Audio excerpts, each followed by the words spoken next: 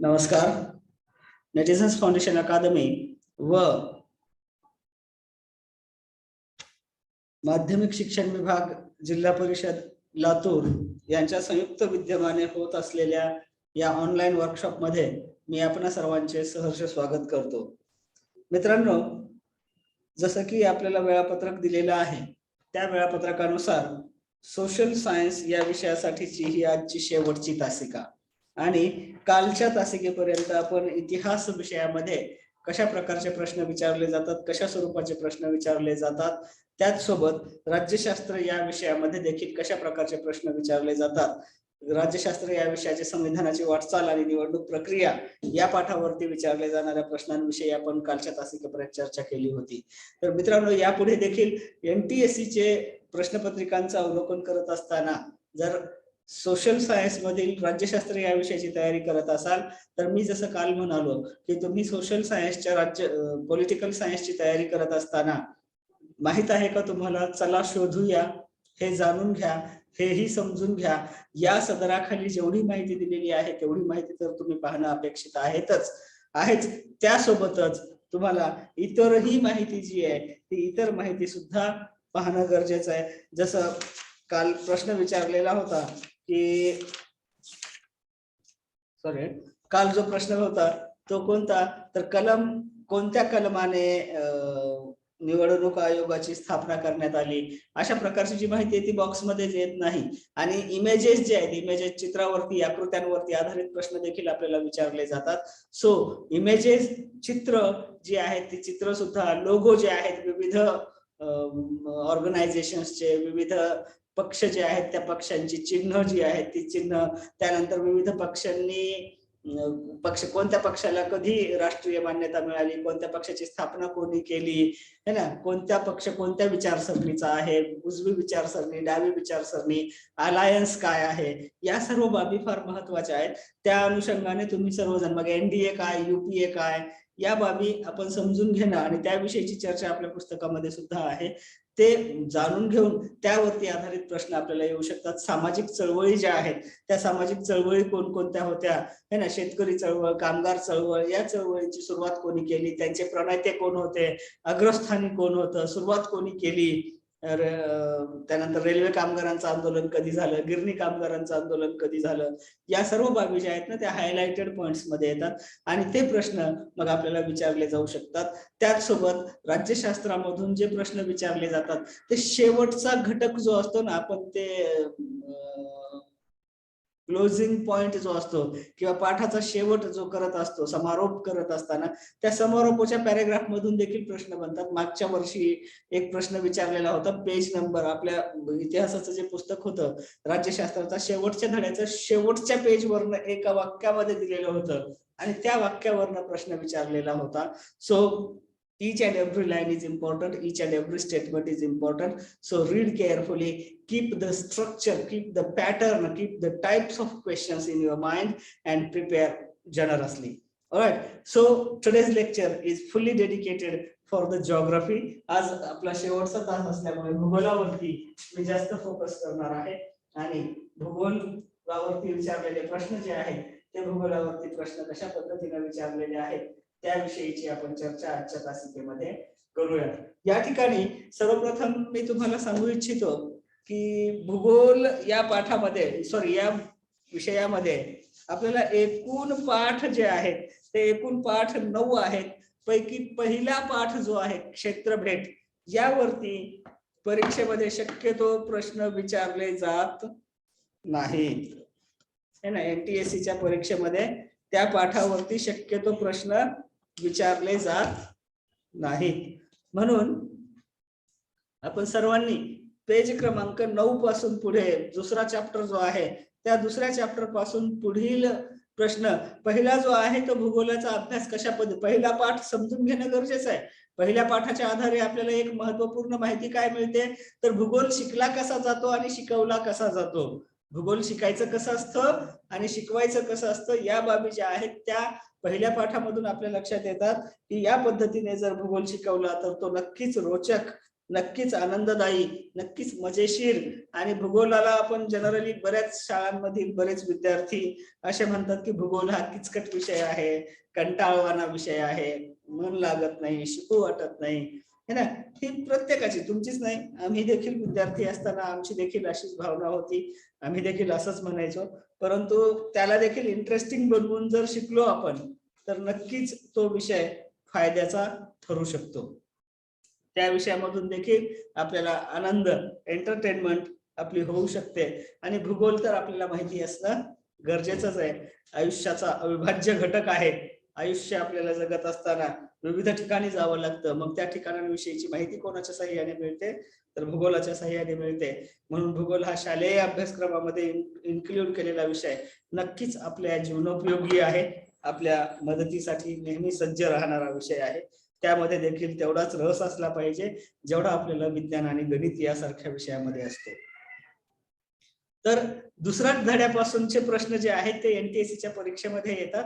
म्हणून आपण डायरेक्ट दुसऱ्या धड्याचं वरील विचारलेले प्रश्न जे आहेत ते प्रश्न तुमच्या स्क्रीनवरती मी समोर शेअर केलेले आहेत तुमच्यासोबत. सन 2018 मध्ये जे प्रश्न शेअर करण्यात आले होते,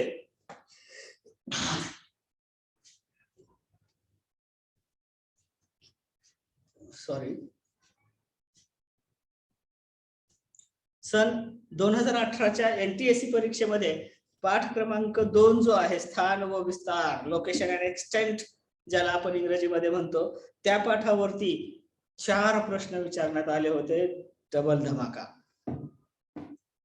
है ना, 4 प्रश्न एकाच पाठावरती. Means this is a very important chapter, this one and the third one, physiography and drainage, तो सुद्धा चॅप्टर एवढा महत्वाचा आहे की भयंकर. आणि त्या पाठांवरती मोठ्या प्रमाणामध्ये प्रश्न विचारले जातात. म्हणून आपल्याला भूगोलाची तयारी करत असताना जर प्रश्न पाठांना प्राधान्यक्रम द्यायचा असेल तर तो म्हणजे 2 नंबरचा धडा, त्याला आपल्याला टॉप वरती ठेवावं लागेल. त्यानंतर 3 नंबरचा धडा जो आहे फिजिओग्राफी अँड ड्रेनेज, म्हणजेच प्राकृतिक रचना व जलप्रणाली, असंच आहे ना नाव, प्राकृतिक रचना व जलप्रणाली. त्यानंतर 3 नंबर वरती भूगोलातील जे धड्याचं नाव तुम्हाला ठेवायचं आहे, अभ्यास करत असताना लिहून घ्या, जर तुमच्या जवळ कुठली नोट वगैरे असेल तर तो 3 नंबरला तुम्हाला पॉप्युलेशन, लोकसंख्या धडा जो आहे, त्या लोकसंख्या धड्यावरती देखील 2-2 प्रश्न विचारण्यात आलेले आहेत. त्यानंतर इकॉनॉमी अँड ऑक्युपेशन्स, अर्थात अर्थव्यवस्था आणि व्यवसाय, आणि पर्यटन, वाहतूक आणि संदेशवहन, हे टॉपिक नितांत महत्वाचे आहेत. भूगोलामध्ये याच पाठांमधून प्रश्न विचारले गेलेले आहेत. Generally most of the times the questions are asked from these sections, but still each and every topic, each and every lesson is having its own importance in the curriculum. Each and every topic may contain at least one question in the examination. Still the first chapter is somehow eradicated, is somehow excluded है ना, तो include केलेला नाहीये, तो exclude केलेला आहे. त्यावरती परीक्षेमध्ये प्रश्न विचारले गेलेले नाहीत. 2 नंबरच्या पाठावरती मात्र 2018 मध्ये 4 प्रश्न विचारण्यात आले होते. प्रश्नांचा प्रकार, प्रश्नांचं स्वरूप कसं होतं ते तुमच्या समोर आहे. भारताच्या कोणत्या दिशेला सागरी किनारा नाही. आता या पाठामध्ये आता प्रश्न कसे येतात मित्रांनो, भूगोलावरचे प्रश्न जे आहेत ना, मोस्ट ऑफ द टाइम्स हे जर पुस्तक वाचलं ना तुम्हाला ही माहिती मिळणारच नाही.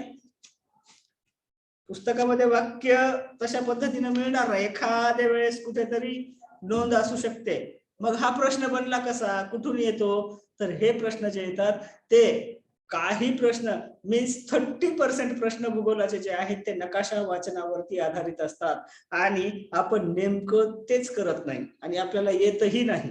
नकाशा वाचन करताही येत नाही. 10वीला येऊन, शोकांतिका आहे, 10वीला येऊन देखील आपल्याला नकाशाच्या दिशा कळत नाहीत. नकाशावरील आग्नेय दिशा कोणती, नैऋत्य दिशा कोणती, ईशान्य दिशा कोणती, वायव्य दिशा कोणती हे कळत नाही. नॉर्थ ईस्ट कुठं असतं, साऊथ वेस्ट कुठं असतं, साऊथ ईस्ट कुठं असतं हे आपल्याला आणखी स्पष्टपणे सांगता येत नाही. किंवा नॉर्थ वेस्ट कुठं असतं, त्याला काय म्हणायचं, कशासाठी असतात या दिशा, याची देखील आपल्याला अद्याप ओळख पटत नाही. तरीही आपल्याला नेमकं दिशेवरती आधारित प्रश्न आहे की कोणत्या दिशेला सागरी किनारा नाही आहे असं विचारलाय का? त्यासाठी मी त्या दिवशी म्हणालो होतो की प्रश्नपत्रिकाच ज्यावेळेस हातात पडते त्यावेळेला वाघ किंवा सिंह मागे लागल्यासारखं पळत सुटायचं नाही. प्रश्न पूर्ण काळजीपूर्वक वाचायचा आहे. तुम्ही शांतपणे शांत डोक्याने जरी पूर्ण प्रश्न काळजीपूर्वक वाचला तरी 20 to 25 मिनिट्स मध्ये तुमचा सोशल सायन्सचा पेपर सोडवून होतो माय डिअर फ्रेंड्स, है ना. 20 to 25 मिनिट्स, 15 मिनिट तुमचे शिल्लक राहतात. जर आपण तसं पाहिलं तर वेळ जो आहे ना तो 15 प्रश्नांचा वेळ तुम्ही दुसऱ्या विषयासाठी वापरू शकता. फिजिक्स मध्ये प्रॉब्लेम्स असतात, सोल्युशन्स काढायचे असतात, मॅथ्स मध्ये प्रॉब्लेम्स असतात, सोल्युशन्स सोडवायचे असतात, स्टेप्स पाहायचे असतात, त्या ठिकाणी तुम्ही तो वेळ वापरू शकता. परंतु तो प्रश्न जो आहे तो प्रश्न पूर्ण वाचा आणि मग पर्यायांकडे जा. अगोदर पर्याय कधीही वाचू नका. पर्याय वाचून प्रश्न वाचायचा असं जर केलं तर कन्फ्युजन वाढतं मित्रांनो.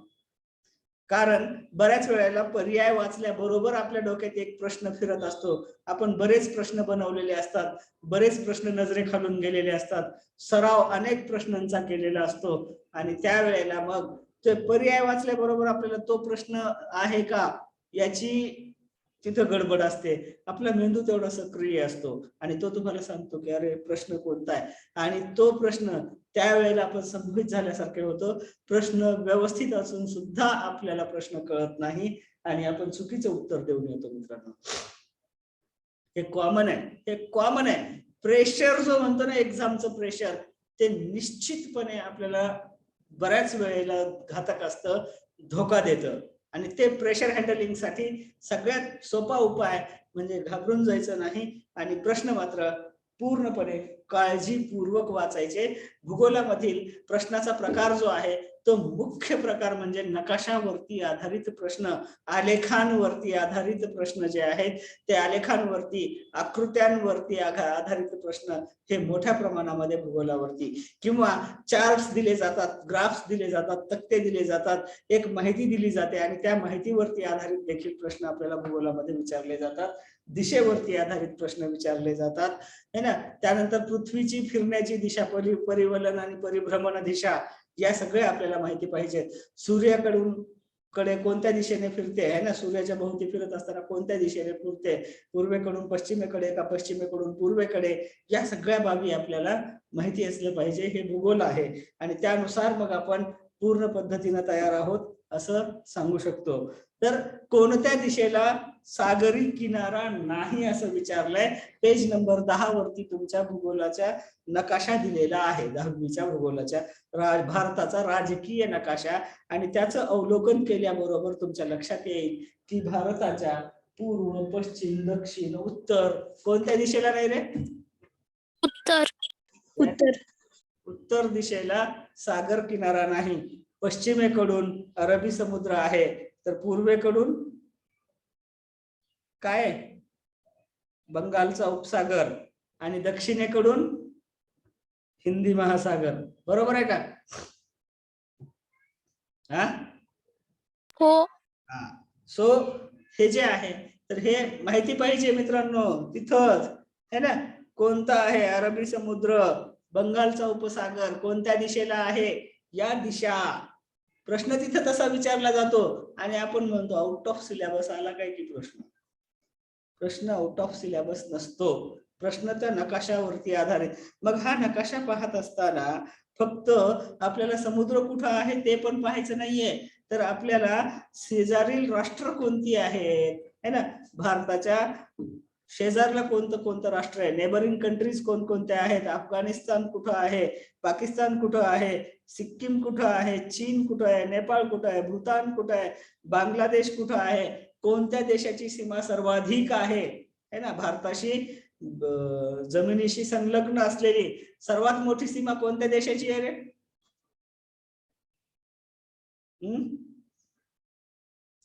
सांगू शकाल? बांगलादेश. पाकिस्तान, बांगलादेश, अफगाणिस्तान, चीन, कोणत्या देशाची प्रत्यक्षदर्शी पाहिलं तर काय वाटतं रे आपल्याला? चीनची आहे वाटतं की नाही?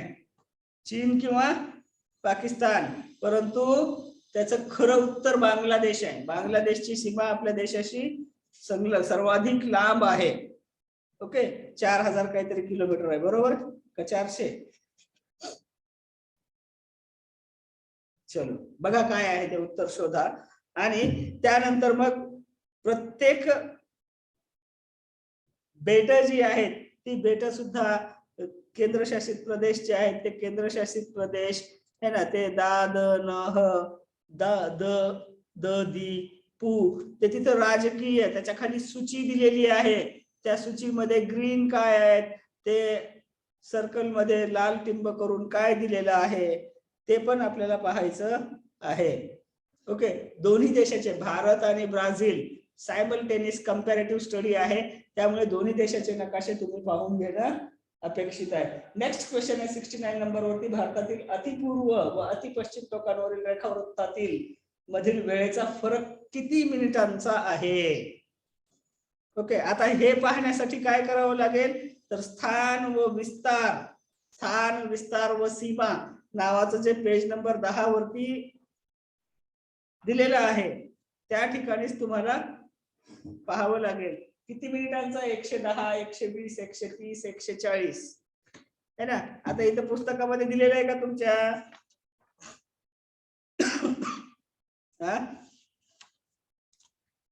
तुमच्या पुस्तकामध्ये तुम्हाला उत्तर भेटेल का? कुठं शोधायचं, कसं शोधायचं? तर इथं जो दिलेला आहे ना, भारताचे स्थान पृथ्वीवर उत्तर व पूर्व गोलार्धात आहे, हे वाक्य लक्षात ठेवा. आशिया खंडाच्या दक्षिण भागात हा देश आहे. ओके, त्यानंतर इथं भारताचे सर्वात दक्षिणेकडील टोक इंदिरा पॉइंट हे 6 डिग्री 45 मिनिटे उत्तर अक्षवृत्तावर आहे. आणि त्याचं उत्तरेकडील टोक कुठं आहे?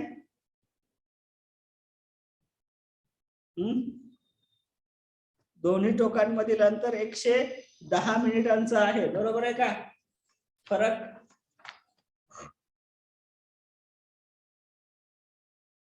कसं काढलं रे? त्याचं दोन्ही अंतर जे आहे ना ते अंतर तुम्हाला शोधावं लागेल आणि ते वजा करून त्यानंतर तुम्हाला मिनिटं मिळतील. ओके, ते गोल जे केलेलं असतं ते डिग्री सेल्सिअस आणि डॅश करून जे दिलेलं असतं त्याला मिनिट म्हणतात. ओके, सो त्या अनुषंगाने तुम्हाला त्याचं उत्तर काढावं लागेल. देन बरोबर जोड्या असलेला प्रकार ओळखा. राज्य, पर्यटन स्थळे है ना. आता याच पाठामध्ये तुम्हाला पर्यटन स्थळे सुद्धा दिलेली आहेत. भारतामधील पर्यटन स्थळे आहेत का पाठामध्ये? दिलीत का रे?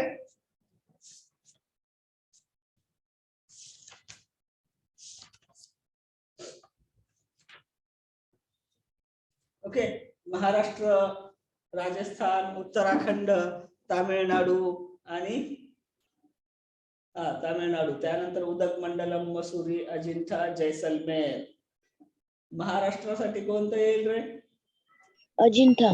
अजिंठा, अ च 3, याचा पर्याय क्रमांक 1 बरोबर आहे का? कसं डायरेक्ट ते आहे? कसं डायरेक्ट त्या ह्याच्यावरती गेलो रे?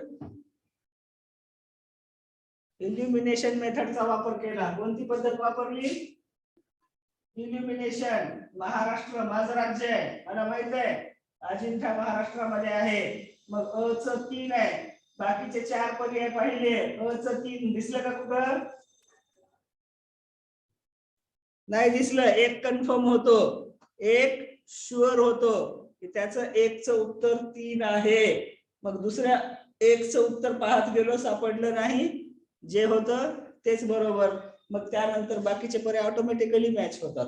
ओके, 2018 मध्ये तो प्रश्न विचारलेला पुढचा जो आहे तो खालीलपैकी कोणता देश ब्राझीलच्या सीमेलगत नाही? ब्राझीलच्या सीमेलगत नाही. पहा, सीमेवरती परत एकदा प्रश्न विचारला 2018 मध्येच. ब्राझील पेज नंबर 11 वरती है ना, पेज नंबर 11 वरती तो आहे ब्राझीलचा नकाशा दिलेला आहे. त्याच्या सीमेलगत नसलेला देश कोणता? अर्जेंटिना, म्यानमार, पेरू, फ्रेंच गियाना. कोणतं नाही रे? म्यानमार.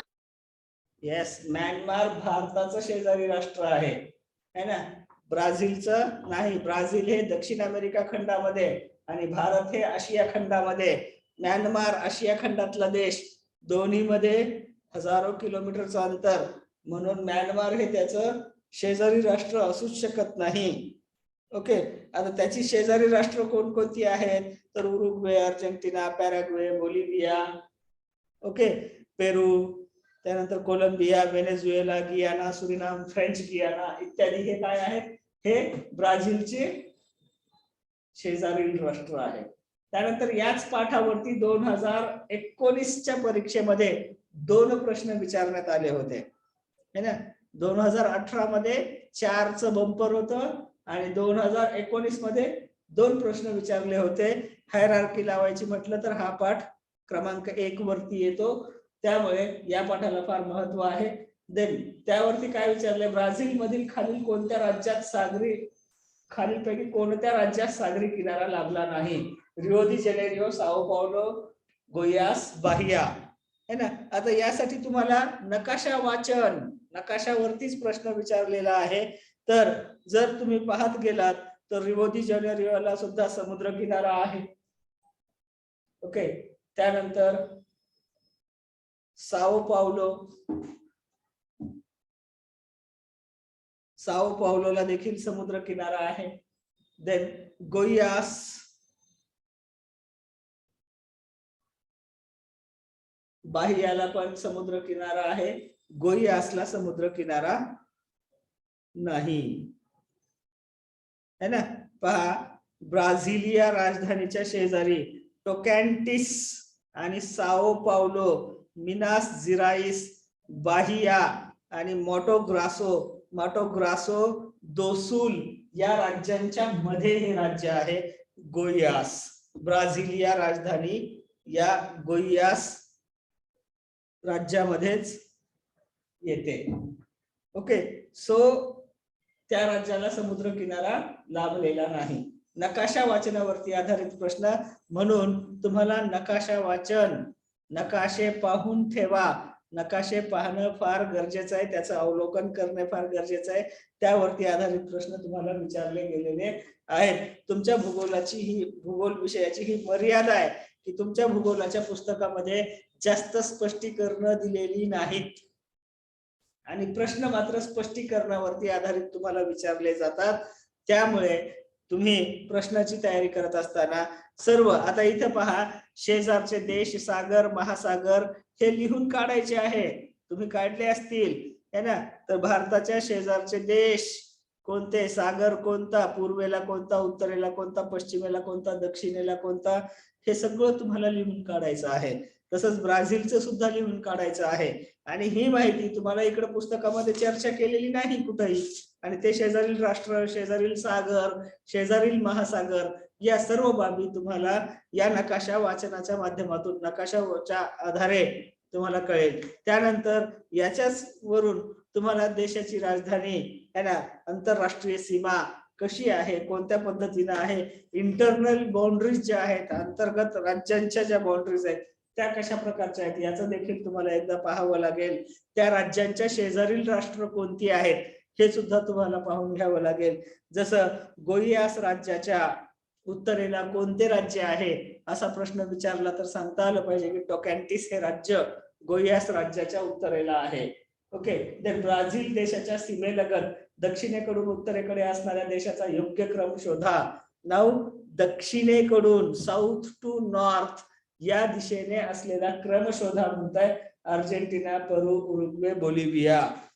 ओके, दक्षिणेकडून उत्तरेकडे.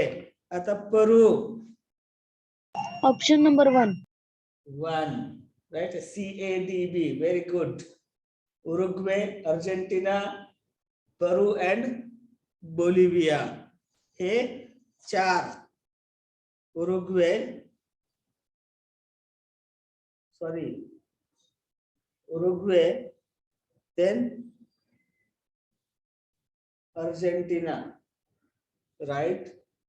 Then B, Peru, and CABD. CABD असं उत्तर पाहिजे त्याचं. CADB, right. हा, Bolivia and Peru, that's correct. Okay, हे 4 पर्याय. देन स्थान विस्तार NTSC 2020 मध्ये जो प्रश्न विचारलेला आहे याच पाठावरती 2020 चा जर पाहिला तर ब्राझीलच्या कोणत्या दिशेला सागरी किनारा नाही. परत तेच, कोणत्या दिशेला नाही रे? पश्चिम. दक्षिण व पूर्व, उत्तर व पूर्व, उत्तर व पश्चिम, दक्षिण व पश्चिम.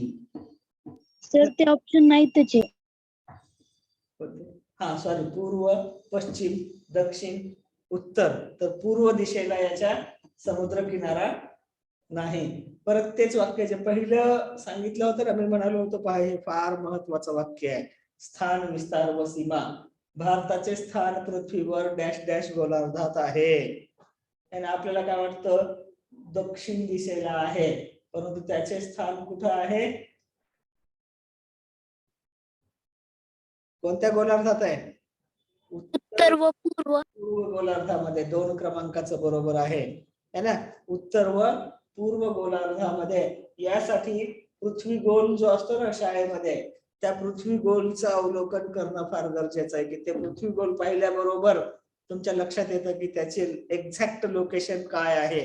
त्या उभ्या रेषा, आडव्या रेषा म्हणजे ज्याला आपण अक्षांश आणि रेखांश म्हणतो ते काय आहेत, टाइम लाईन कशा पद्धतीने असते ते सुद्धा, ग्रीनिच लाईन कशी आहे, कोणत्या पद्धतीने आहे, ते सगळं लक्षात येतं. ऑटोमॅटिकली नकाशा वाचन सोपं होऊन जातं. ठीक आहे. त्यानंतर हा बेटा 71 चं काय ते उत्तर? कोणतं? पूर्व. पूर्व पूर्व दिशेला. ब्राझीलच्या पूर्व दिशेला. पहा, नकाशा वाचन तुमच्या समोर पुस्तक असेल ना, असं आहे का? बुक समोर ठेवा आणि ते पाहिल्याबरोबर आपल्याकडची बाजू जी असते, पुस्तक असं खाली ठेवलं तर पुस्तकाची आपल्याकडची बाजू दक्षिण, समोरची बाजू उत्तर, उजव्या हाताची बाजू पश्चिम आणि डाव्या हाताची बाजू सॉरी उजव्या हाताची बाजू पूर्व आणि डाव्या हाताची बाजू पश्चिम. तर 71 क्रमांकाचं प्रश्नाचं उत्तर जे आहे ते पश्चिम दिशेला सागरी किनारा नाही. हा, पश्चिम दिशेला. Okay, thanks for the correction. पश्चिम दिशेला सागरी किनारा नाही. नेक्स्ट, प्राकृतिक रचना व जलप्रणाली हा जो पाठ आहे त्या पाठावरती आधारित प्रश्न आपण पाहिले. हा पाठ फार महत्वाचा. या पाठावरती मात्र सातत्याने 3 प्रश्न विचारले जातात. यासाठी आता तुम्हाला जलप्रणाली आणि हे प्राकृतिक नकाशे जे आहेत, हे प्राकृतिक नकाशे लक्षात ठेवा. ओके, याची प्राकृतिक रचना, यामध्ये असलेले रंग, रंगसंगती जी आहे, म्हणजे ते उंचीचे प्रमाण वगैरे जे दिलेलं आहे, उंची मीटर मध्ये, उंचीचे प्रमाण मीटर, समुद्र सपाटी, हे सगळ्या बाबी ज्या आहेत त्या बाबी लक्षपूर्वक पाहणे गरजेचं आहे. देन नद्या ज्या आहेत त्या नद्यांची नावं सगळी या नकाशांमधून तुम्ही सर्वांनी पाहून ठेवणं गरजेचं आहे. आता उपनद्या कोणत्या, प्रत्येक नदीची उपनदी तुम्हाला पुस्तकामध्ये दिलेली नाहीये, एखाद दुसरी दिलेली असेल. प्रत्येक नदी कशी, कुठे, कोणत्या ठिकाणी उगम पावते हे तुम्हाला त्या नकाशामधून पाहावं लागेल. एवढी बारीक माहिती. म्हणजे भूगोल या विषयाची तयारी करत असताना आपल्याला नकाशा वाचन करता आलंच पाहिजे, मस्ट आहे. आणि नकाशाचे प्रकार जे आहेत ते 9वीला झालेले नकाशाचे प्रकार, त्या पाठावरती देखील तुम्हाला खूप प्रश्न येतात. ती समघनी पद्धत, क्षेत्रघनी पद्धत, टिंब पद्धत काय आहे, आयसोप्लेट मेथड काय आहे, डॉट मेथड काय आहे, या सगळ्या बाबी ज्या आहेत ना त्या बाबी तुम्हाला तिथं 9वी मध्ये तुम्ही शिकलेले आहात. नकाशा कसा बनवला जातो आणि ब्राझीलचा नकाशा, भारताचा नकाशा, या दोघांच्या नकाशामध्ये एक साम्य आहे. ते म्हणजे त्रिकोण जो आहे भारताच्या दक्षिणेला आहे आणि ब्राझीलच्या पूर्वेला आहे. बरोबर, दोघांची सेम आकृती बनते. ते आकृती तुम्ही लक्षात ठेवणं गरजेचं आहे. त्यावरती तुम्हाला मागच्या पाठामध्ये एक प्रश्न सुद्धा विचारला गेलेला होता है ना. त्याच पाठावरती पहा, खालील पैकी कोणता, पेज नंबर 13 वरती, कोणता प्रकार ब्राझीलचा किनारी भाग योग्य प्रकारे दर्शवतो, असा प्रश्न तुम्हाला विचारलेला आहे. ब्राझीलचा किनारी भाग दर्शवतो, ए उत्तर बरोबर आहे. खालीलपैकी कोणता भाग आकार भारताचा किनारी भाग योग्य प्रकारे दर्शवतो, याचं उत्तर सी बरोबर आहे. 3 हे बरोबर आहे. तर हे जे आहे दोन्ही मधलं अंतर तुम्ही लक्षात ठेवणं गरजेचं आहे. भारताचा नकाशा आणि ब्राझीलचा नकाशा दोन्ही समजून घ्या. दोन्ही राष्ट्राचे शेजारील राष्ट्र कोणते आहेत ते समजून घ्या. आणि त्यासोबतच मग कोणती मुख्य नदी आहे, कोणत्या मुख्य नदीची, कोणती नदी कुठे उगम पावते आणि कोणती नदी कोणत्या समुद्राला जाऊन मिळते, या एक जलप्रणालीसाठी तुम्हाला लक्षात ठेवावयाच्या बाबी आहेत. जर प्रश्न प्रकार पाहायचा झाला तर NTSC 2018 मध्ये 3 प्रश्न विचारण्यात आले होते. खालीलपैकी वेगळा घटक ओळखा, है ना, ऑड मॅन आउटचा प्रश्न. आता वेगळा घटक गंगा, साबरमती, सिंधू आणि यमुना. कसा वेगळा ओळखायचा? चारही नद्या भारतातल्या आहेत. गंगा, साबरमती, सिंधू आणि Yamuna. Option number 2. Option number 2 Sabarmati. Ganga, Sindhu आणि यमुना ह्या एक आहेत आणि साबरमती हे वेगळा घटक आहे. कशामुळे?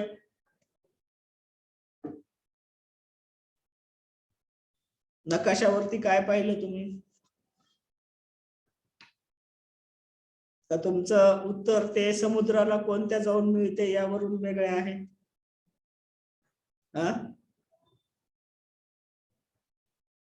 गंगा, सिंधू आणि यमुना कोणत्या समुद्राला मिळतात?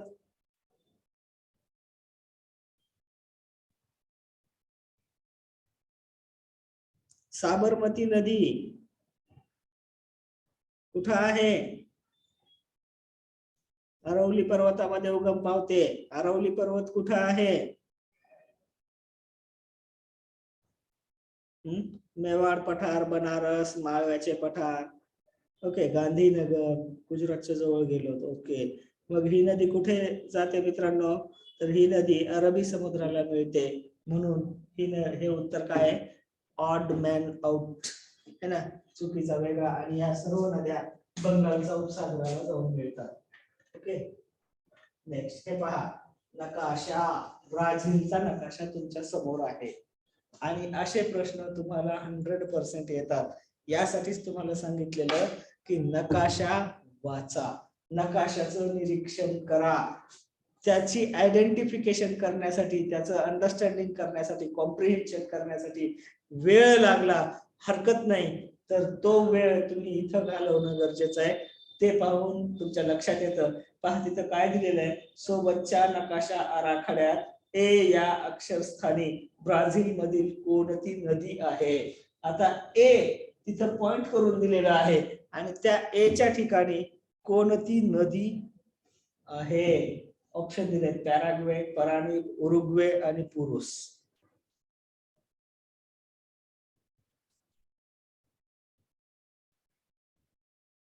कोणती आहे ए या ठिकाणी?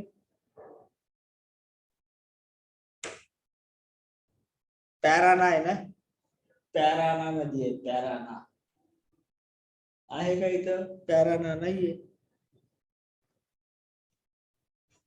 ए या ठिकाणी.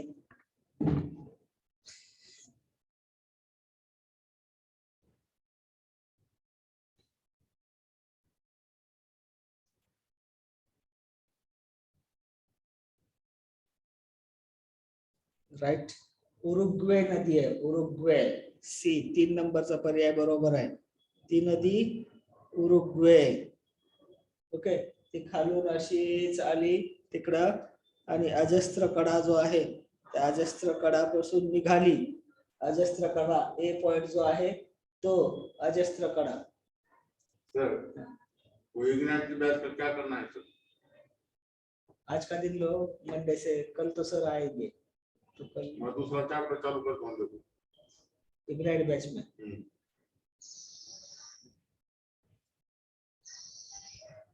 इतना क्लास होता है, मैं आता हूँ 5 मिनट में हो जाएगा।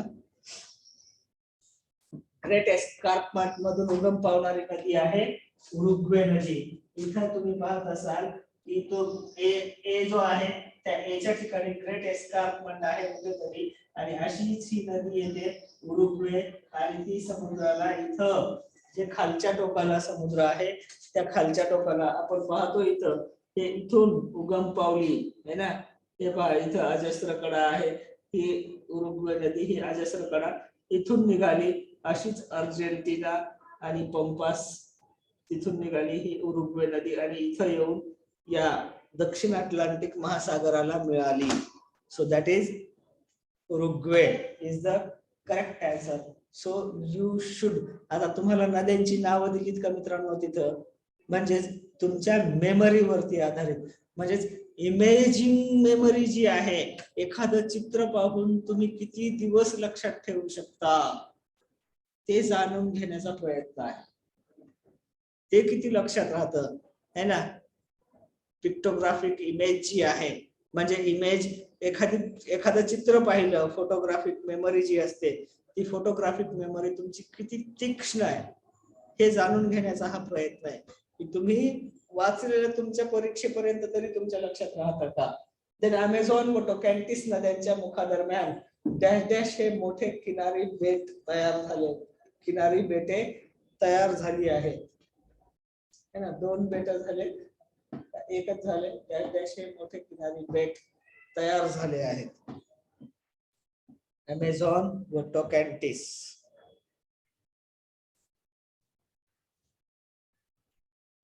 अमेझॉन नदी कोणत्या दिशेला आहे रे?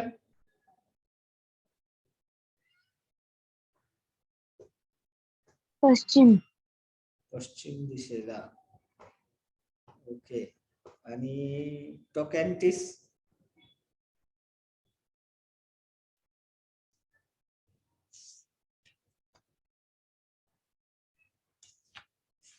बघा बरं फास्ट, टोकॅन्टिस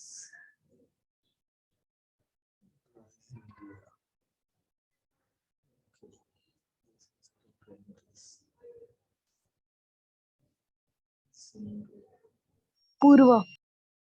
पूर्व दिशेला,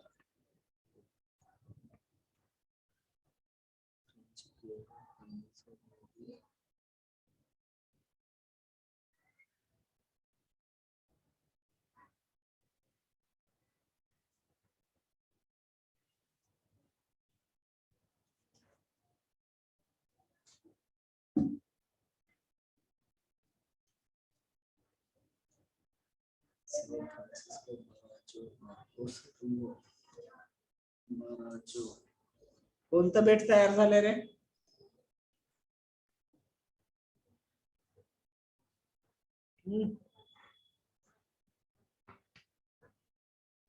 माराजो बेट, बरोबर आहे का? जिंगू नदी टोकॅन्टिस रिव्हर याच्या मुखाजवळ माराजो, राईट। ओके, 2019 ला याच पाठावरती आधारित प्रश्न जे विचारलेले आहेत ते खालीलपैकी कोणती नदी ही सिंधू नदीची उपनदी नाही, म्हणजे ट्रिब्युटरी जी आहे ती कोणती नदी ट्रिब्युटरी नाही, चिनाब, बियास, पेटवा, रावी यापैकी कोणती नाही। जोड्या लावायचे प्रश्न विचारण्यात आलेले आहेत।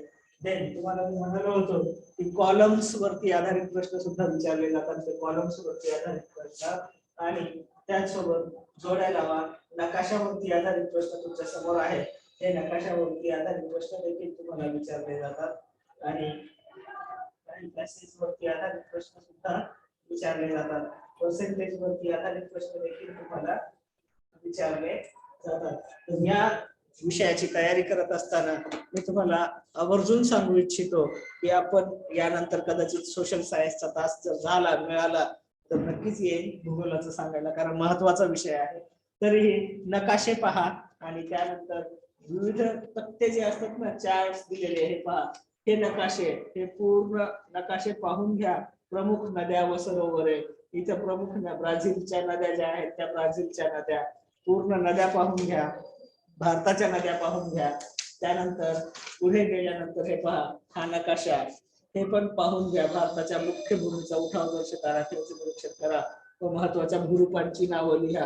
हे पाहिल्यानंतर भूरूपांची नावं आठवतात. हे हवामान जे आहे ते हवामान समजून घ्या. या केव वरती सुद्धा प्रश्न विचारण्यात आलेला आहे. हे खोरं जे आहे या ग्राफ वरती, हा ग्राफ जो आहे या ग्राफ वरती देखील प्रश्न बनतो.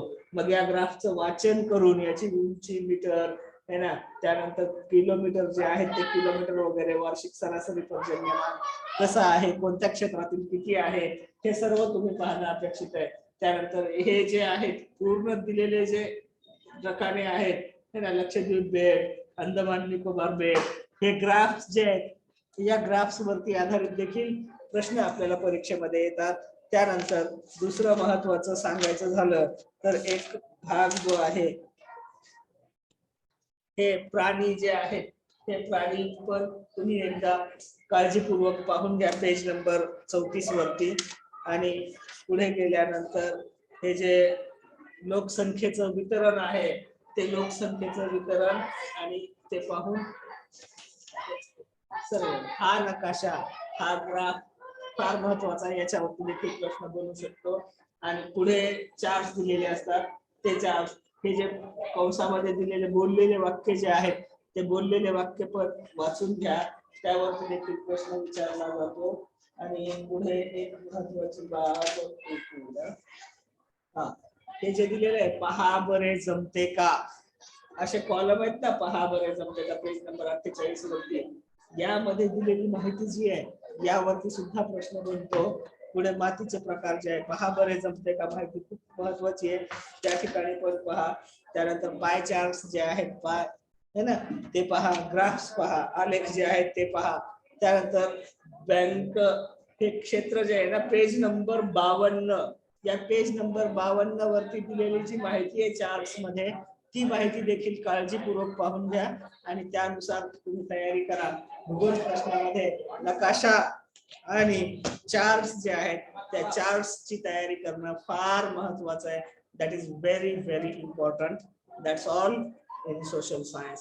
If any opportunity comes and I get a lecture or two, then I'll definitely come to discuss about geography in the class. That's all for today. Have a nice time. Thanks. Good night. Bye.